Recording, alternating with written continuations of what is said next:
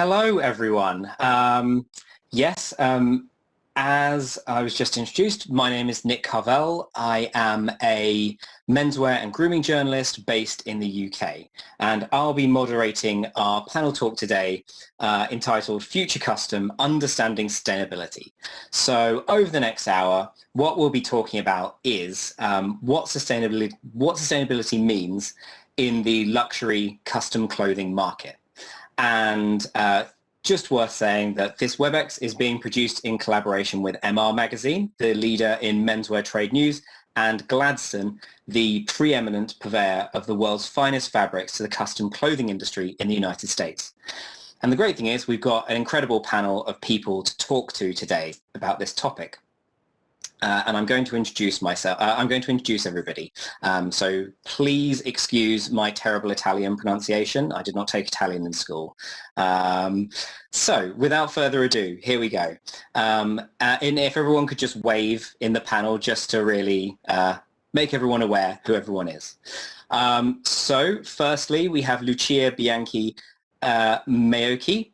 She is CSR Manager Sustainability for Vitali Barberes Canonico, which I'm sure you're probably all familiar with, but if not, it's an incredible Italian fabric mill established in 1663, and she is speaking to us from Pratrivero, Italy. Next, we have Francesco Magri, Regional Manager Central and Eastern Europe for the Walmart Company, and he is dialing in from Milan in Italy. After that, we have Bambi Semrock, who is Senior Vice President of the Center for Sustainable Lands and Waters at Conservation International. She is speaking to us from Arlington, Virginia, in the USA. And we finally have Dan Trepanier, who is the founder and CEO of the world's first online bespoke tailoring house, Articles of Style, and he is dialing in from Toronto, Canada. So hello, everybody, firstly. Are we all off mute? Let's just check that one first. Yes, hi. Hi. So without further ado, let's get into it. I'm going to just throw a group question out there first, and please, answer however you feel. So let's go around and say, what does sustainability mean to you and the place where you work? So let's start with Lucia. Hi. I mean, this is a good question. It's my job. It's my work. Because as you said, I'm working for CSR department. And more of that, it's a way to survive. Our family run a company that it's alive since 1663. So we have to take care of environment and for community of all it surround us, because just for our own survival. So the meaning is our life, actually. Francesco, let's throw that question over to you. Thanks for the question, Nick. Good morning, ladies and gentlemen. And what's sustainability for Walmart? I mean, actually, what is sustainability in general also for me is that we don't have to damage our world, So we have to think about what is good and what is not for our environment. That's mainly what is sustainability for us. There's not a target that we have to reach, but we have to think about what we are doing and if what we do is good for the environment or not. Actually, in Walmart, we grow sheep, so we produce wool, and the wool is actually one of the most sustainable fiber worldwide. It's a natural fiber for 10,000 years. But what we are thinking about in terms of sustainability is to treat our lands, our animals, and in the best way for not damaging, for not creating any damage to the environment with our product. That's what means sustainability for us. Thank you, Francesco. And same question to Bambi. Sure. Thanks, Nick. And it's a pleasure to be here today. So For me personally, I think Lucia said it really well. It's about this ability for people to survive in harmony with nature, and that the things that we wear and the things that we eat are produced in a way that is good for the planet and good for the people who are actually doing the production itself. So does this drive economic development? Does it drive nature conservation? And can we really feed and, clothe the people, the 9 billion people on the planet, without damaging what we have in terms of nature, in terms of wildlife and freshwater services and our climate.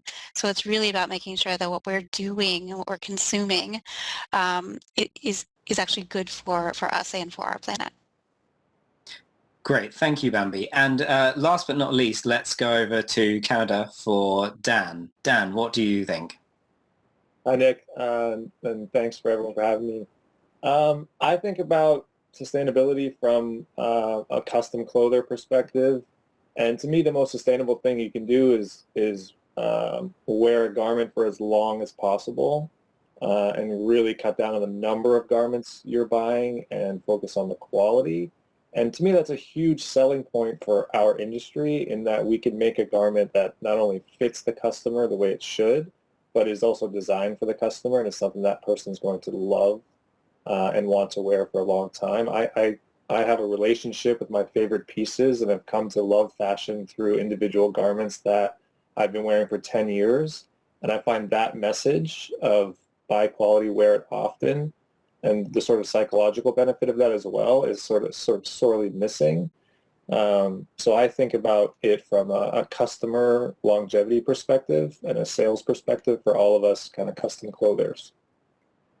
Great, thank you. I know that sustainability is both a buzzword in the industry at the moment, but also something that encompasses a lot of topics under one very large umbrella.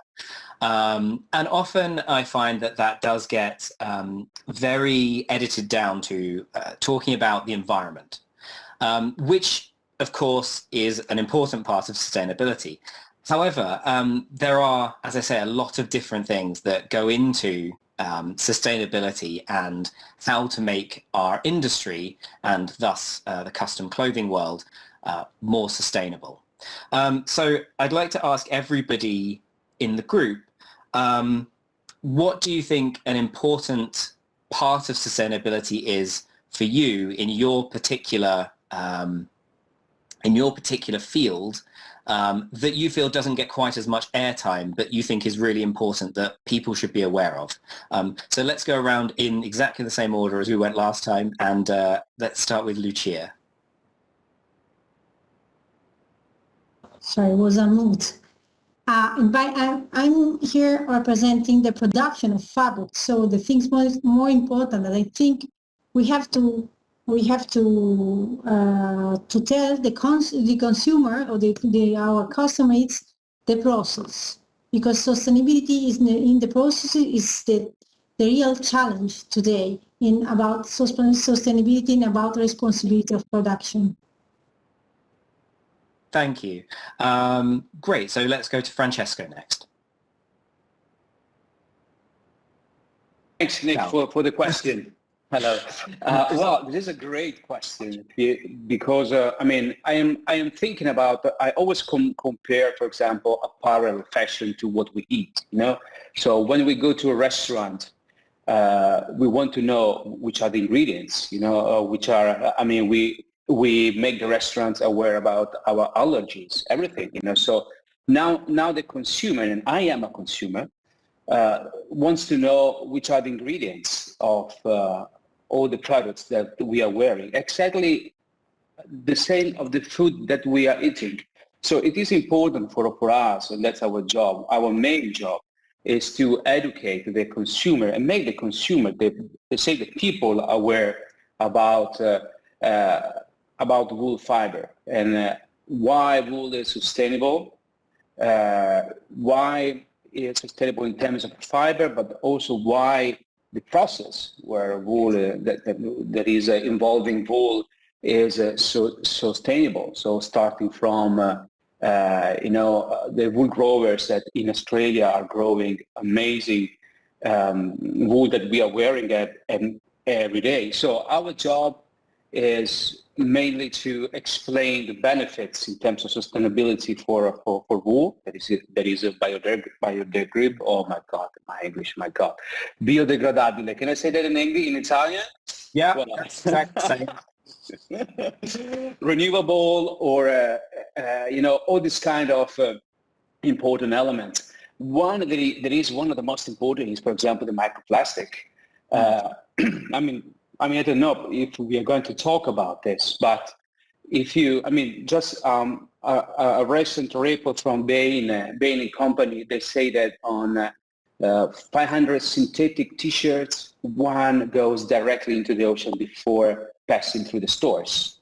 And the WWF report say that last one, that we are eating or drinking every week so much plastic has a credit card.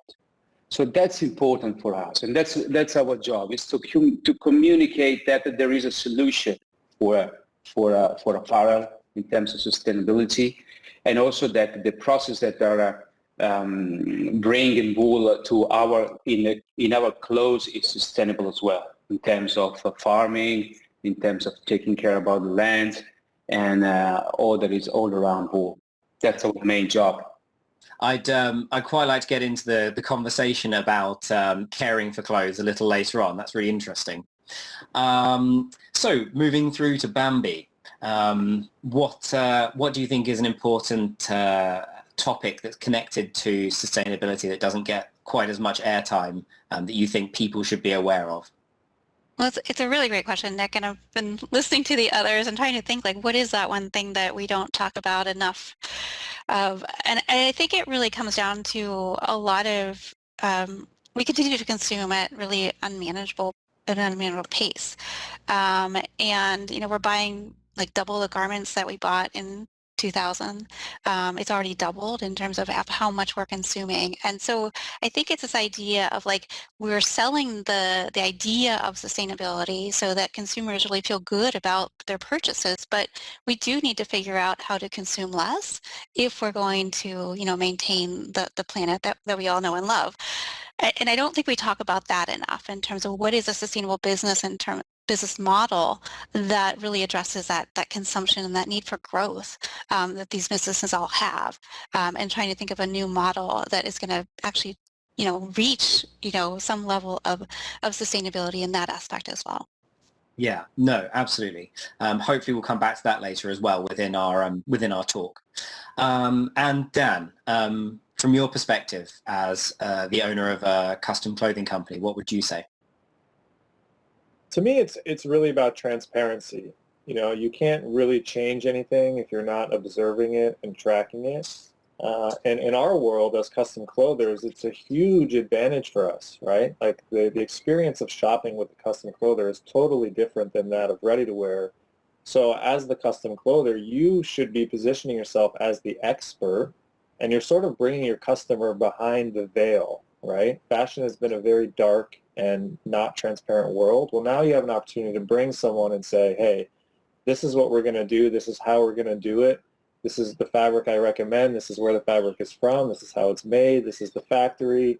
The more you can share with what's going on in the production cycle and teach your customer, that's a huge sales tactic to retain your customers, but also separates you from the rest of the industry. So I think the more transparent you can be about the heritage of the garment and where all the pieces are coming from, that's very, very important. And is the average consumer doesn't really understand the differences when you're shopping from a fast fashion place, for example, versus someone like us who puts a lot of time and energy into how and why things are made a certain way.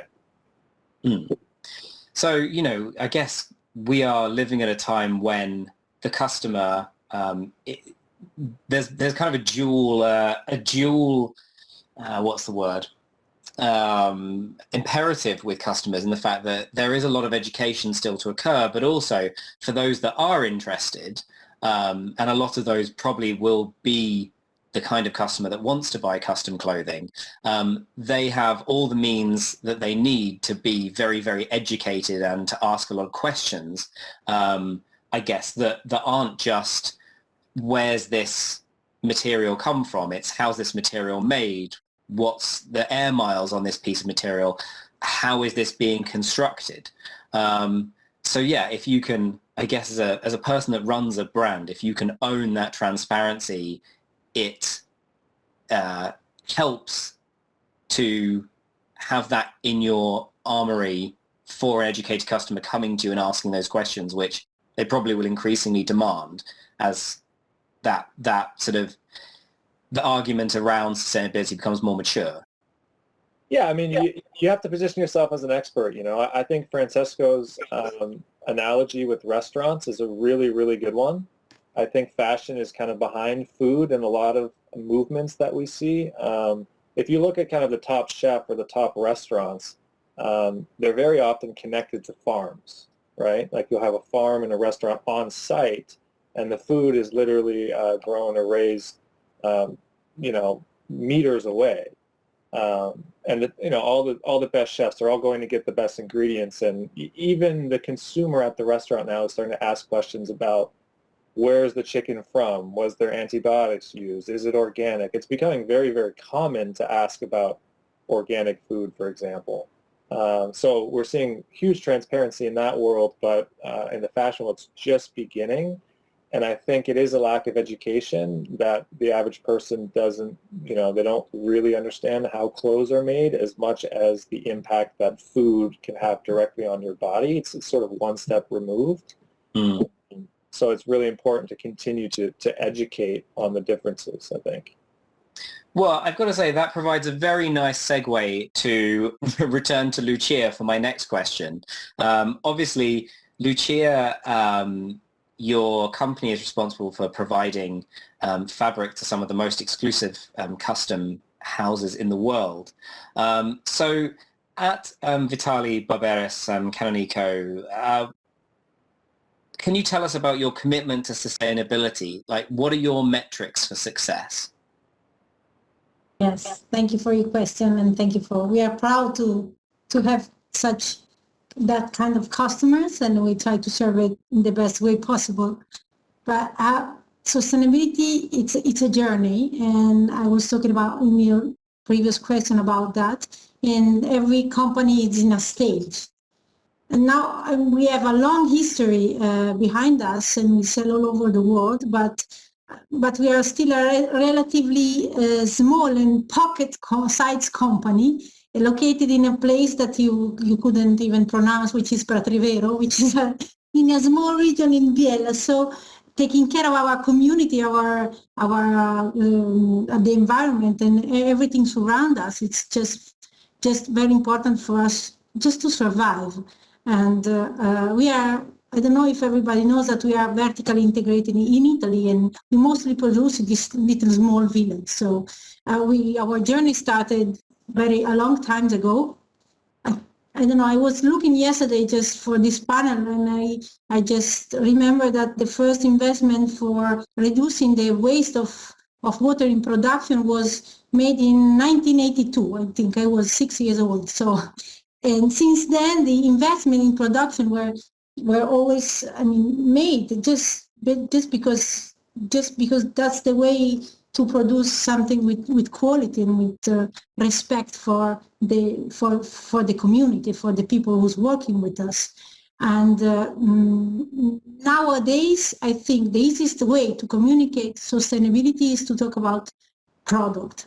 But we think the real challenge today is to make sustainability in processes. And for this kind of sustainability, we need to put on a huge investment and have a long-term vision. Just to make an example, I was estimating, just looking this morning, and we invest an average of €1 million every year only in technical investments for reduce our impact in environment. And the thing is that I'm a bit sad to do the panel, because I'd love to have you all here in the plant, because it will be very easier to communicate you our meaning of sustainability, our commitment to sustainability, just walking around the plant, because it's very difficult to explain. Actually, you could work in the most silent loom department in the world. That was a big investment, huge investment that has no meaning, economical meaning. It's just to keep our people safer and more comfortable at work, or just showing you our super avant-garde MBR purification system for the water depuration, and just watching, I don't know, the fishes swimming in the pond just behind the depurator system of water. But now I have just to talk to you about this, and very difficult. But and then, Adan, you touch a really important point. Now our commitment is to make everything transparent. I mean, that's why I would love to have you here in the plant, because we think that transparency and traceability is the key of sustainability, because sustainability without transparency is not possible. It's just claiming that you're sustainable, that the product is sustainable, is not enough. We have to... Sustainability for you is a very kind of a holistic concept that involves the craftspeople who work for you, as well as the kind of environmental issues that one might think about, like reducing the amount of water you use. Yes. Could you give me an example of a goal that you've set yourself for your company, and when you hope to achieve that goal when it comes to sustainability? Yes, actually, you've got the point. We have two pillars, which is people, product, and environment, and we move our investment in that. A goal that we are achieving this year, for instance, is to increase the level of water that we can reuse, recycle. Yes. Okay. Mm-hmm. Now we have a depuration system who just we don't consume water, we use water. We get water from the environment, then we clean, and we give it back in a river. I mean, we don't need another depuration system, so it's clean. But now we're trying to get less water from the environment, and we're increasing this year our recycled water from 17% to 40% of the depurated water. I think that's a good, it's a goal that I'm very happy to achieve. I think we will finish the plant in 2 or 3 months. Perfect. Thank you, Lucia. The thing to answer your question before, that we have to move a little bit, at least in our case, is the attention from sustainability, from what we make, from product to process, from what we make to how we make it, because that's the point of our responsibility. Yeah. Well, that actually is also a lovely segue into my next question for Francesco, which is brilliant. So thank you, Lucia. So moving on to the Walmart company and wool. Wool, of course, is something that a lot of people watching this will be very familiar with as a fabric, working in the custom clothing world.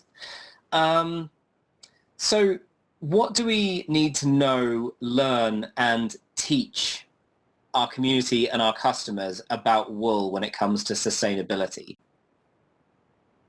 Oh, thanks for the question, Nick. Well, we start with an advantage that wool is a natural fiber.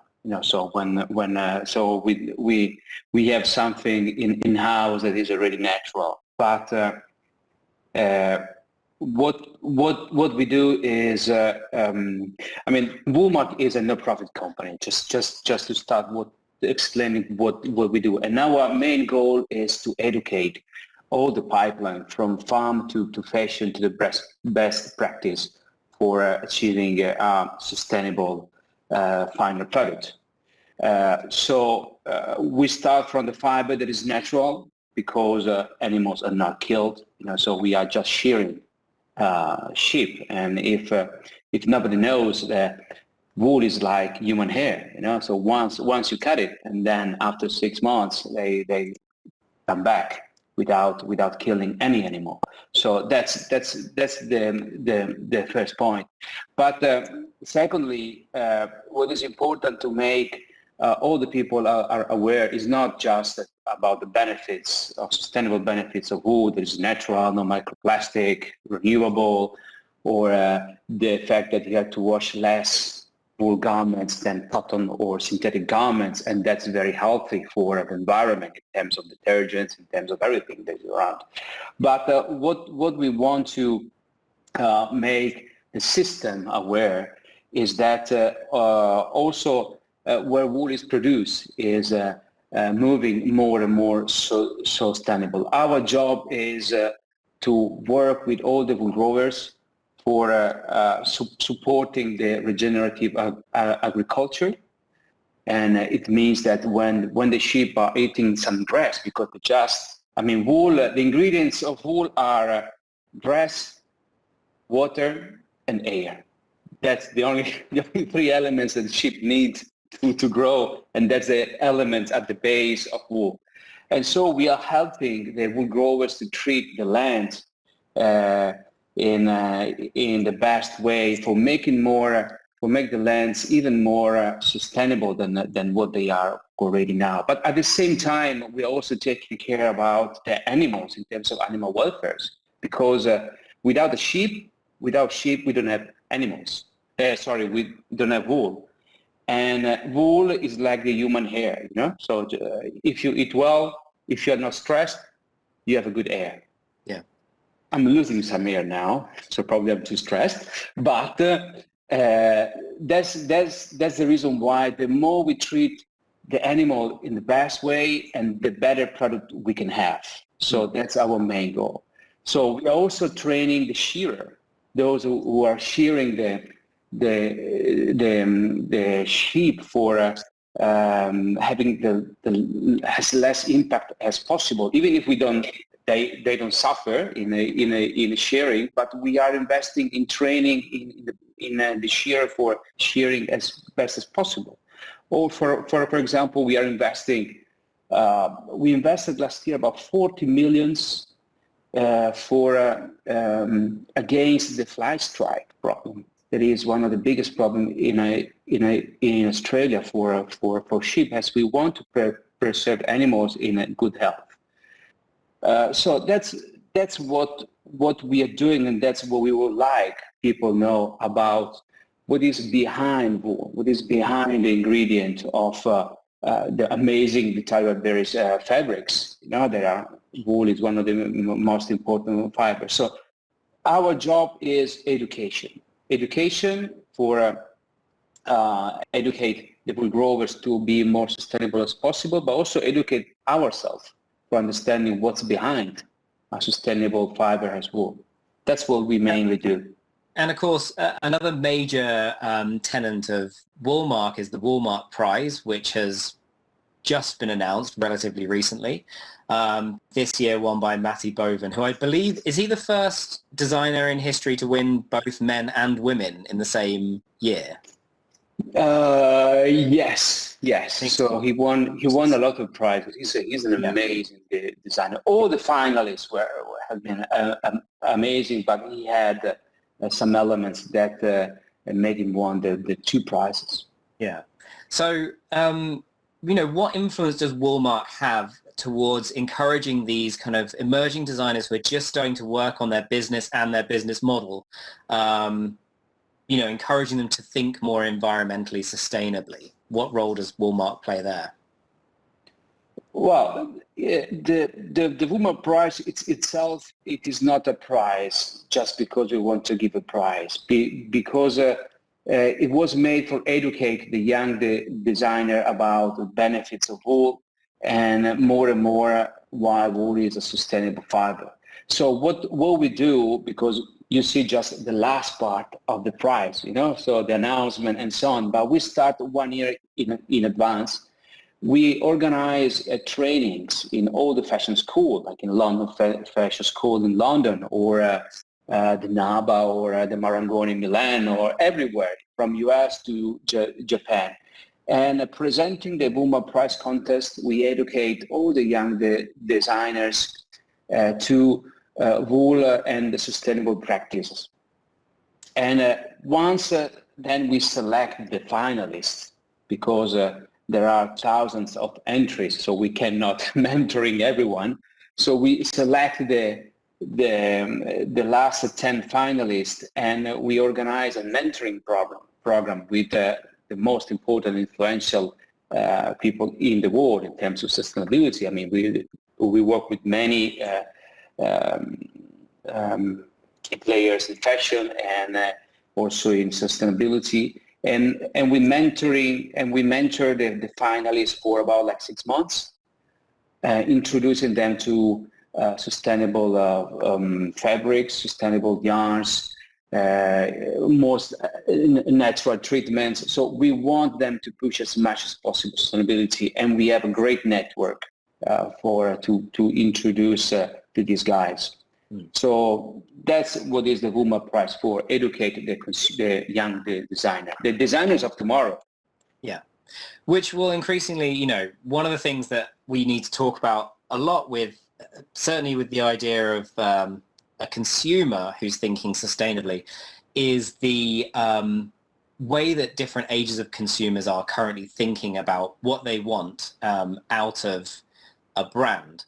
Sustainability is always one of the topics that when you see a study about luxury customers, like Gen Z luxury customers, millennial luxury customers, that ranks very highly on the list of priorities of what they're going to be demanding from labels in the future. So ultimately, this is something that really any brand needs to think about, and that can be challenging because obviously it can mean that you're having to refit your business model or what have you to accommodate that.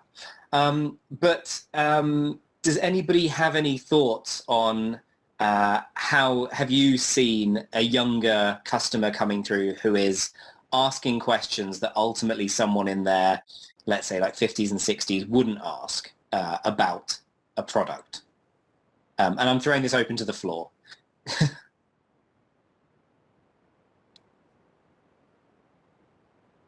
Yeah, I can jump in there. I mean, we have a wide range of customers as far as age goes. I mean, there certainly is an element of the younger you are, the more you care about sustainability. Obviously, it's not that simple, but and it makes sense. I mean, it's like self-preservation, right? I mean, if climate change really becomes a problem where we're not going to be around. But I think about my kids and my grandkids, and they're they're at risk of these things, right? So we do get a lot of questions about sustainability. Where is the fabric from? How is it made? We get some requests for organic fabrics. We get a lot of requests for vegan fabrics. So it's not necessarily all sustainability, but there's this sense of like values and a way of life that they have that is more strict or more consistent than an older customer who just has been buying things their whole life and hasn't given it much thought, because that's just the way kind of things were. So it is fascinating for us. We're an online custom clother, and we ship virtually anywhere. So we get a lot of interesting questions, some very personal. But generally speaking, I would say that younger customer is thinking about the longevity of their clothes, the longevity of the planet, and has a slightly more stronger in their values, and kind of sees everything through that lens, including the things they buy. To me, it's awesome. I think that's, I have a lot of faith in the younger generation. I think if anyone's going to solve these big problems, it's probably Gen Z. So to me, it's a good sign. It's kind of happening slow, but I think as that generation comes into their earning power, you'll start to see more and more, especially luxury brands, having to heed to that message. Yeah, it feels like quality is what people want of any generation, but that notion of what quality is expanding to a certain extent. It's more than just a piece of clothing lasting a long period of time. It's like, what is everything else that goes into making that piece of clothing? But actually, that probably brings us to speaking to Bambi, because obviously, Bambi, in your role, you have worked with some incredible luxury brands, some very storied, historic luxury brands. And these are the kind of brands that ultimately have the kind of presence to want to be leaders in the industry with sustainability.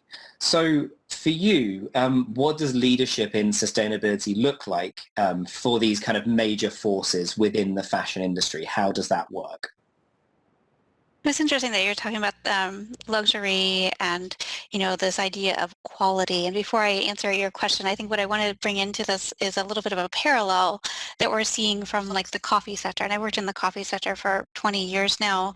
And then, more recently I've entered into the fashion sector. And in coffee, you have a specialty coffee sector and you have a conventional coffee sector.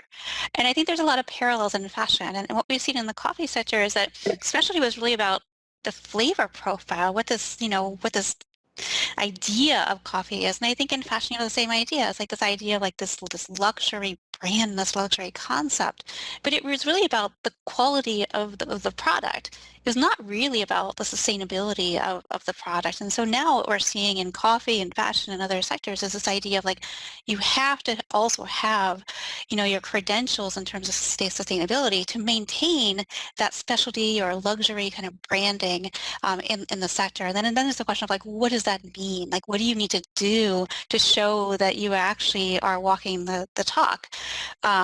And, other panelists have talked about transparency, and it's great to hear Francesco talk about regenerative agriculture, because a lot of it does come down to where are these raw materials coming from?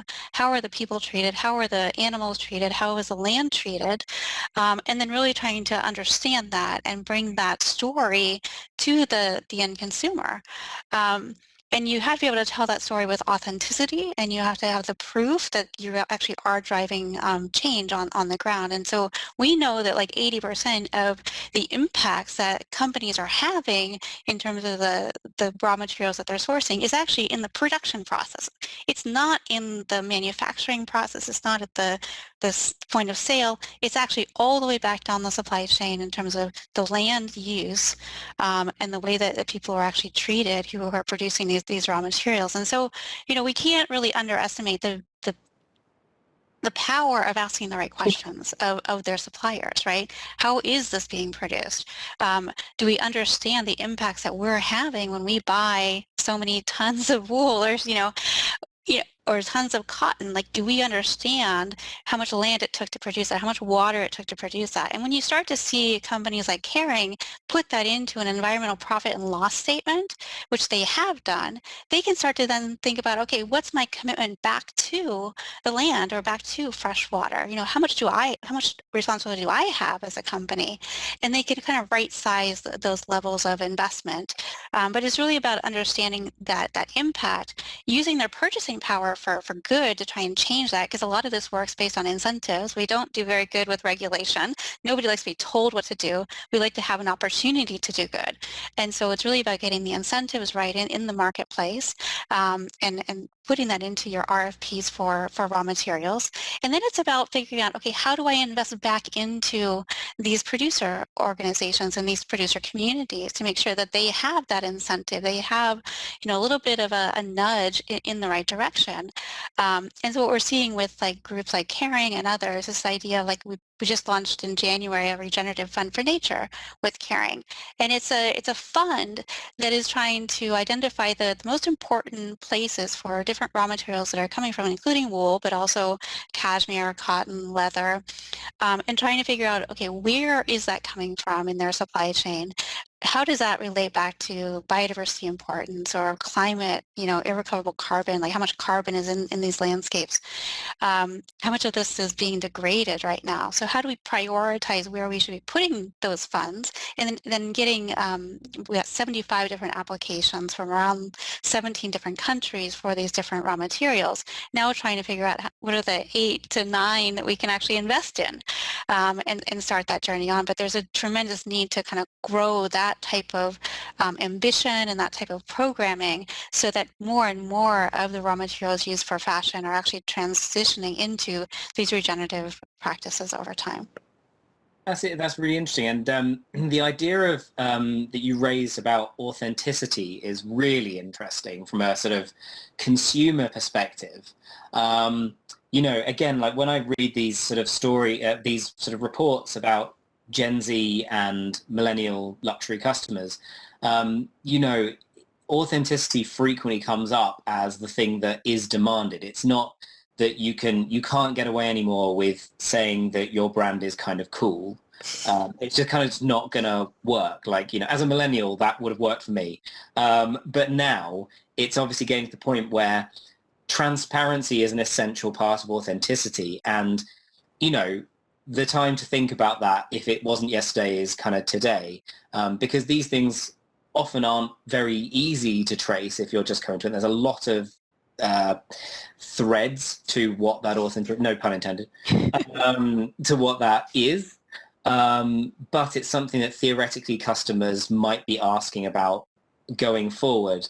And that, as you say, goes all the way back to the very, very start of the chain. That's really super interesting.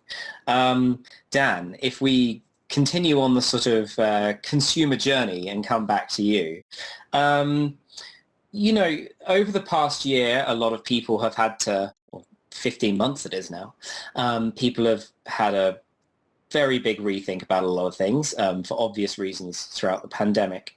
Do you think that, in your experience, the pandemic has changed the kind of questions that customers are asking of you?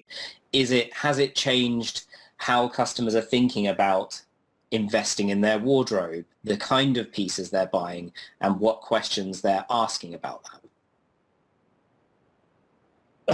I mean, that's a tough. I mean, it's like the market almost disappeared. I mean, it was so traumatic for our business and our industry and it's not over. It's not over. I mean, we all lived, like, let's be honest, we all lived in sweatpants and worked from home. Stopped going to the office, weddings were canceled, no one's going out, no one's having a lot of fun. It's certainly not a good recipe for luxury clothing, especially formal wear, So the simple answer to the question is things got way more casual very quickly. And a lot of brands had to pivot, It's been very interesting to watch the sort of bespoke and made-to-measure world try to get more casual. So what you're seeing is a lot of garments that are still made in a tailoring way, but trying to be casual. Like, everyone's making safari jackets, everyone's making Gurkha pants, everyone's, and I think it's been a branding lesson for us to say, well, not everything needs to be bespoke, but how can we keep some of the same values and offer more casual clothing that's more relevant to today? An example of that for us is we launched 3D knitwear. So it's knit on demand. We still carry no inventory. We still only stock sustainable yarns, and we can deliver on a made-to-order basis. So customer change dramatically, and the industry is sort of trying to catch up. And it's an interesting time because there is technologies happening that is making made-to-order much easier to design a wider range of products. So the answer, we're not out of it yet, but we all need to think about casualizing our product. I mean, everyone's doing soft shoulder, everyone's doing no canvas, unconstructed, unlined. I mean, that is just going to be the way, and if anything, this sort of suit and tie is becoming more of an occasion-based thing, how many people wear suits and ties back to the office on a 5 days a week basis? That's a tough question, but I think there's going to be a resurgence, right? Every time you see these things happen in the world where there's a big pandemic or everyone's kind of living a downgraded life, then you see like the roaring 20s kind of coming back. So I've been preaching the roaring 2020s for a year. It hasn't happened yet. Whether it happens or not is a big question, but I think we all need to think about casualizing our brand and potentially putting out clothes that are even more fun to wear and statement. Like I think instead of having 5 beautiful suits you wear Monday to Friday, you might have an awesome, cool jacket to wear out to the club or whatever. So I think we're still trying to catch up to the changing consumer right now, and we don't really know exactly how to answer that, you know. So TBD. Yeah. And as previously, raised, one of the big global issues we have is overconsumption. So really, from a customer perspective, like consumers are going to need clothes. Clothes aren't really going out of fashion anytime soon, probably. So there is an emphasis now in a lot of brands where you see the emphasis is on buying better, thinking more about not just wearing something once, how is that piece going to live? How can we sustain that piece of clothing for its maximum amount of time through considerate washing, through using the right preservation methods on it. So really the gospel of buy less but buy better is something that we can all kind of talk about as well. So how do you begin to talk to customers or potentially interested parties about buy less, buy better? What do you say to convince customers of that? And let's start in the order that we went around the first time. So let's go to Lucia first. I don't know if we are the right panelists to answer, because we don't have a direct customer, which is a consumer. But what we sell is good quality with durability. So we hope that we can help our customer to explain to their consumers that a better quality suits, it's a suits that you wear for life. I mean, you can wear it for life. And it's probably more expensive because, how I told before, huge investment for quality and for sustainability is required. But what the consumer has to think when they go and buy something, buy a t-shirt, that if the t-shirt is very cheap, what you don't pay, it's the environment that it's paying for that. That's a sentence I think that they have to just think about every time they go shopping. Yeah, no, quite. Francesco, what would you say for persuading people that you deal with within the industry to buy better? Well, it reminds me, Madame Vivienne Westwood, when she said, buy less, choose well, make it last. Was one of the most famous claim from Vivienne Westwood. And, actually, what is important is the education, because we need, also myself, I need to be educated about the ingredients of our apparel in terms of quality, in terms of turning the label, understanding what's inside, where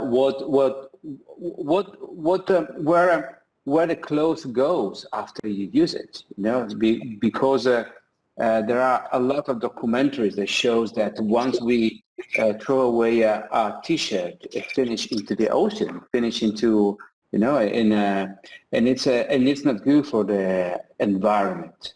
So what is important for us is to educate everyone in the pipeline in using quality ingredients and long-lasting ingredients. And we are working with wool, and so we are educating about these benefits all around wool. So yeah. I think that's a really important point. One of the things that if somebody had asked me the question about sustainability that no one really talks about as much, it's that I think it's mostly the talk about creation of products that gets all of the attention, and very little of it goes to aftercare of products and exactly. what the lifetime of that is. If that can be communicated, I think that's brilliant. And as I say, it comes to your earlier point about thinking about washing instructions, thinking about repairs, thinking about selling and trading and vintage and all that sort of stuff. Which Right. I mean, there are so many elements that we as consumers, we don't take in consideration when we buy something. And exactly, what's after? What's after I dismiss a garment? How often do I have to wash it? So are all these elements? I mean, previously I was working for a business company. Now I'm working in Wooma for 8 years, and I really learned how to wash my sweater. And I was washing so often, but it was not needed. And so I learned, and our mission is to make everyone understand that we can make a change in our words. Thank you. Bambi, same question to you.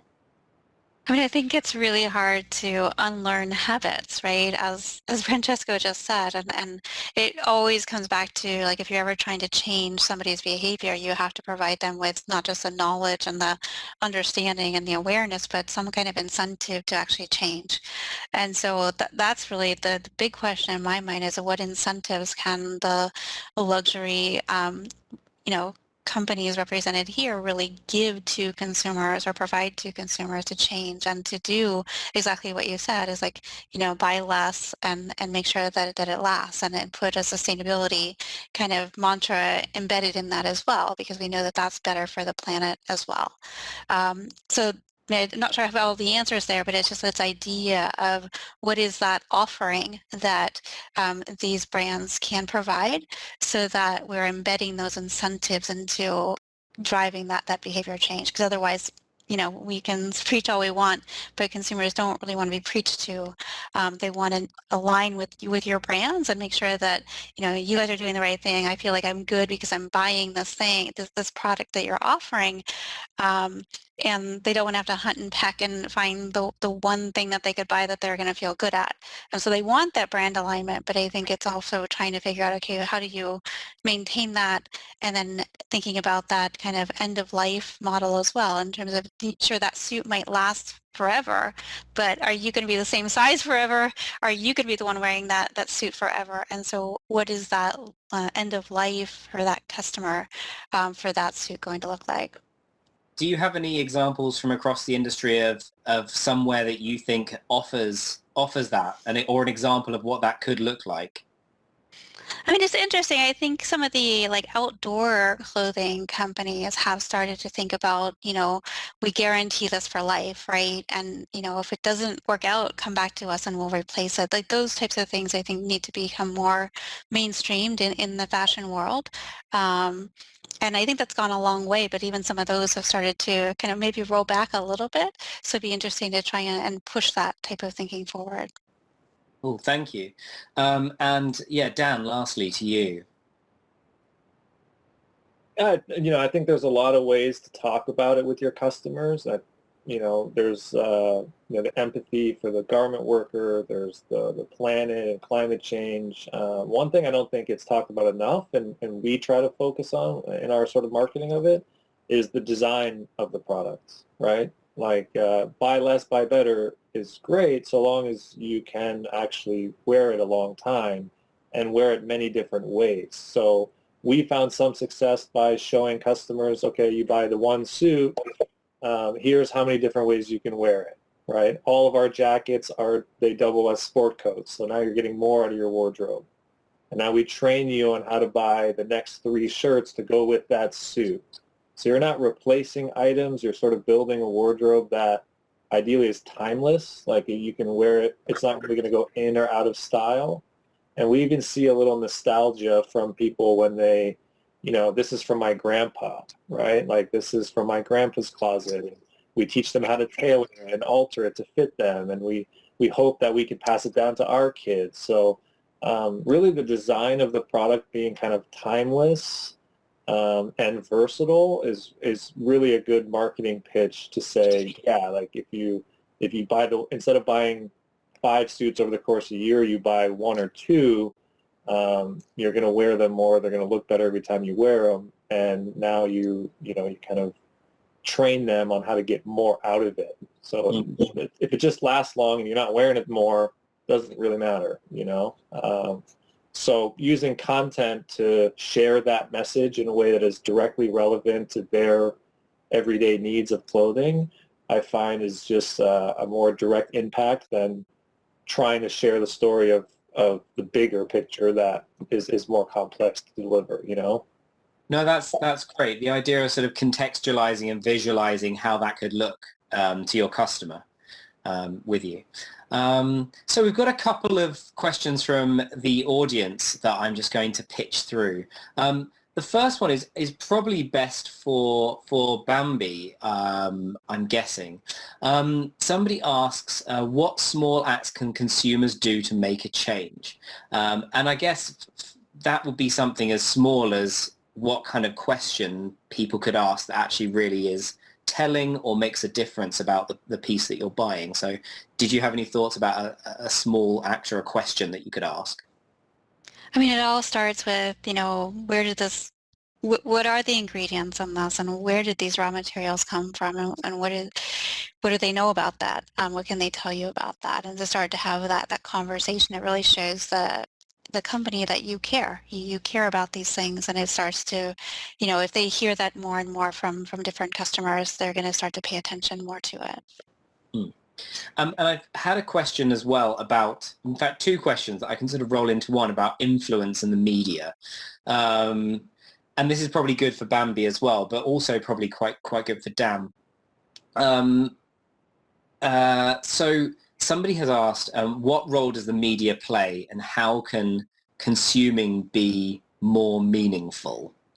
So when you are dealing with media, and this can probably come to Francesco as well and Lucia, but when you're dealing with the media, what are the stories and the facts that you are concentrating on communicating so that a story about sustainability is being told properly? I think you have to have the facts, and you have to have the data to back up the story that you're telling, because there's a lot of gotcha media out there trying to kind of look at these things with a very critical eye, which is definitely needed, so that, you know, we're doing this with the authenticity and the credibility that is really required. So what we're always very mindful of is making sure that we have that story lined up, we have the data, we have the testimonials, we know what the impact of this actually is for people and for the planet. And when we can show that and show that kind of proof of that impact, that's really what you have to be doing. And I think, you know, we need the media to be those eyes and ears to really have the critical eye to what everybody's doing. But I think, you know, in companies coming out with their stories, they have to have that story really lined up and buttoned up so that, you know, that credibility really shines through. Thank you. Lucia, you are probably a great person to speak to about this as well, because of your company. How do you communicate with the media about your sustainability? Is it something that you go out there with a story, or do you have that information but you keep it until you're asked about it? What is your strategy? No, we communicate everything. We have a sustainability report that we make every year. It's like 80 pages, but the reality is that our kind of sustainability is boring. It's real, it's concrete, it's huge, but it's very boring. So it's difficult to find a story and to tell to the media. And actually, that's a point, and that's a problem, because we have to avoid greenwashing. But greenwashing stories are more easy to tell and then more easy to communicate. So the fact now that we have to avoid greenwashing and try to give the right message to the consumer.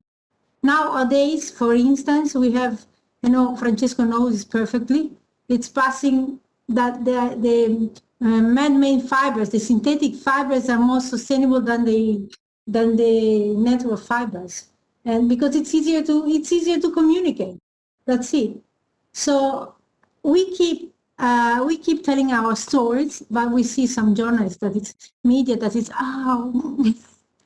so we have to keep it, make it interesting. But I think we have to show our people working and and make them tell the story, because now the communication is not more business to business, business to consumer. It's just human to human, citizen to citizen. We have to find a way to communicate in that way. Francesco, do you have anything to add to that at all? Well, we have a very strong relationship with press, and because I mean, we have a lot of stories that consumer don't know.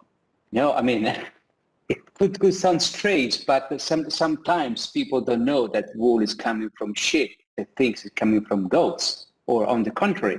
So for us, it is. We have a lot of stories, especially from our land, from Australia, where we can make people aware on how the land is treated, how passionate is the work of wool growers for his land. You know, so for us, transferring the message of wool as sustainable fibers is especially focused on the regions, so where the wool comes from. At the same time, it is important to explain to each other the real benefits, and that's why we work with many brands, with partnership. I mean, for example, we just finished a partnership with Prada and Luna Rossa for the America's Cup, with Max Mara on the wool denim. So we are partnering big brands for telling the story all around the wool benefits. So we have a lot of real ambassadors worldwide. So when we talk to press, we have two different channels. One is about the land and how the land is treated, and the second channel is through our partners, where we talk about the real sustainable benefits of wool. Great, thank you very much. Dan, did you have anything you want to add to this part of the discussion? I mean, I probably deal with the media less than the rest of the panel. For us, it's been kind of show how it's made. Like putting the camera in the factory has been a huge win for us. I mean, we only make in America. We make about an hour from where I live, and I'm able to go there regularly. So that story of like working with the craftsmen, making sure everyone's got what they need and everyone's treated fairly, that's been great. When I think about media, I deal with social media a lot more, right? And that's a very hard place to get into any kind of substance or conversation that we're having now.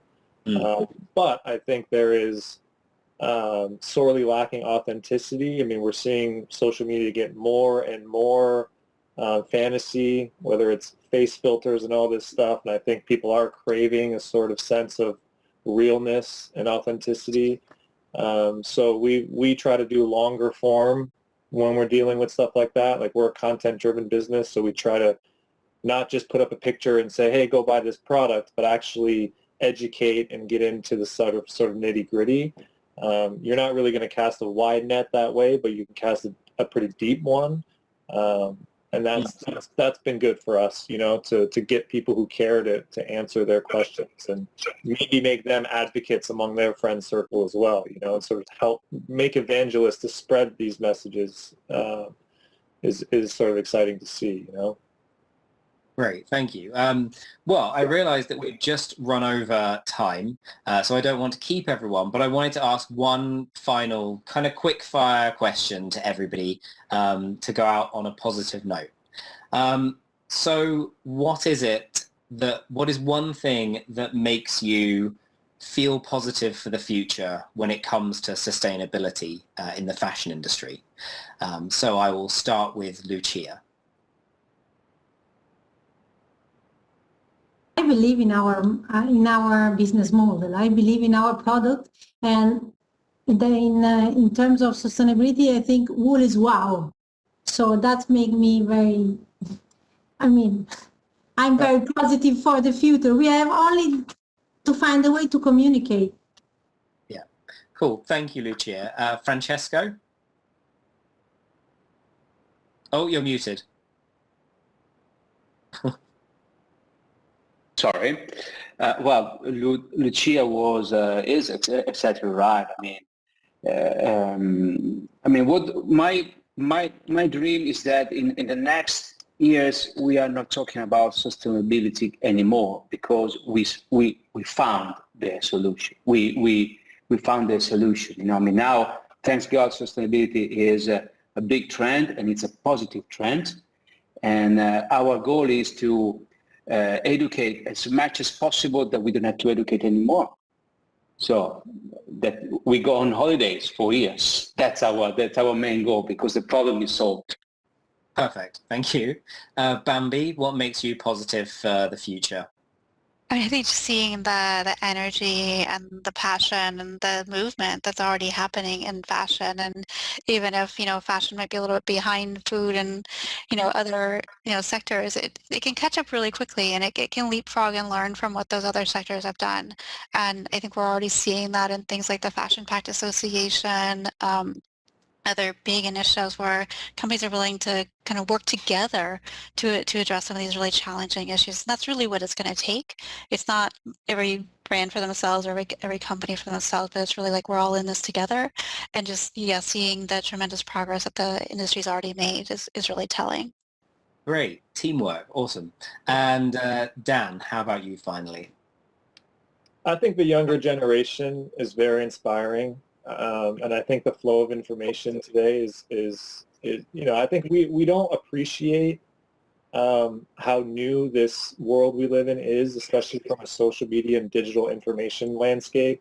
We're in the thick of it. I think it's full of misinformation and everything's coming at us really fast. But I think in the future you'll start to see some refinement of that.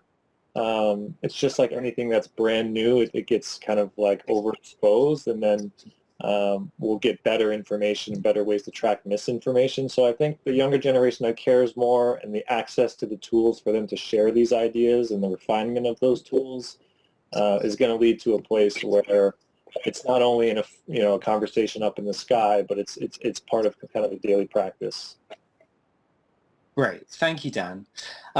So that is the end. We've gone over time. Apologies if we couldn't ask your question. There are quite a few submitted. But all there is left to say is to thank all of our panelists. Thank you to Lucia, to Francesco, to Bambi, to Dan. And thank you to MR Magazine and Gladson for putting this together. I've been Nick Carvel. I hope you've had a good time. And hopefully we will see you at another one of these live events very soon. So thank you very much. Bye, everyone. Thank you, Nick. Bye. Thanks, Nick. Bye, everyone. Thanks, everybody. Bye. Bye.